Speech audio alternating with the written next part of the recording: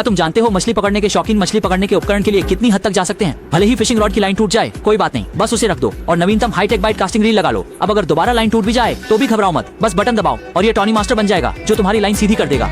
और एक अनुभवी लुया खिलाड़ी के रूप में एक बक्से में भरी हुई नकली चारा आवश्यक होती है। लेकिन यह सोचने की बात नहीं थी कि लाओ लियू ने अचानक इसे अपनी टोपी पर रख दिया। उसने जैसे ही इसे पहना तुरंत एक बड़ी मछली आ गई, जिस पर हैरान लाओ लियू ने तुरंत हैंड रॉड का इस्तेमाल करना शुरू कर दिया। इसलिए उसने उच्च कीमत पर मछली के अंडे चारे के रूप में खरीदे। परंतु वह सोच भी नहीं सकता था कि पानी के नीचे की मछलियां इतनी चतुर हो जाएंगी कि वे 2 मछली के अंडे पकड़कर उन्हें तवे पर पकाने लगी।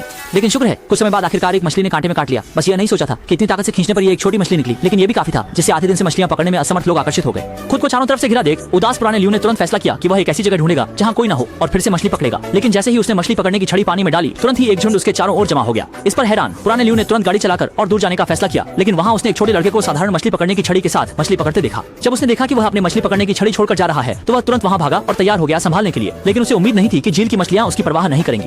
इसके लिए बेबस होकर उसने दूसरा स्थान चुनने का फैसला किया। जब उसने देखा कि आदमी पानी में बंसी डाल रहा है तो उसने भी आगे बढ़कर कोशिश करने की सोची, लेकिन अप्रत्याशित रूप से तोता पक्षी की आवाज। असल में आदमी के 2 मीटर लंबे पैर थे। मछली पकड़ने में इतनी कठिनाई देखकर ओल्ड 6 ने फैसला किया छोड़ दे और शिकार करने का विकल्प चुना। जल्दी ही पास में घात लगाए हुए उसने देखा कि एक जंगली बत्तख उड़कर आ रही है। लेकिन जैसे ही वह गोलीबारी की सीमा में आई अचानक ढेर सारी बंदूकें निकल आई। इस गोलियों की बौछार में जंगली बत्तख जल्दी ही गोली लगने से गिर गई। पर यह क्या, संकट के समय में भी वह अद्भुत तरीके से बच निकलने में सफल रही। इसके जवाब में दुखी होकर ओल्ड लियू ने मादा बत्तख का उपयोग करने का निर्णय लिया। पर आश्चर्यजनक रूप से जंगली बत्तख इतनी तेज थी कि वह कुछ समझ पाते उससे पहले ही वे जा चुकी थी। ये देखकर इस बार उसने हाईटेक डिटेक्टर निकाला और जल्दी ही उसने देखा कि एक झुंड बड़ा आ रहा है। सफलता के लिए ओल्ड लियू ने कई शिकारी बंदूकों की तैयारी की है। यह बंदूक न चली तो वह दूसरी उठाएगा।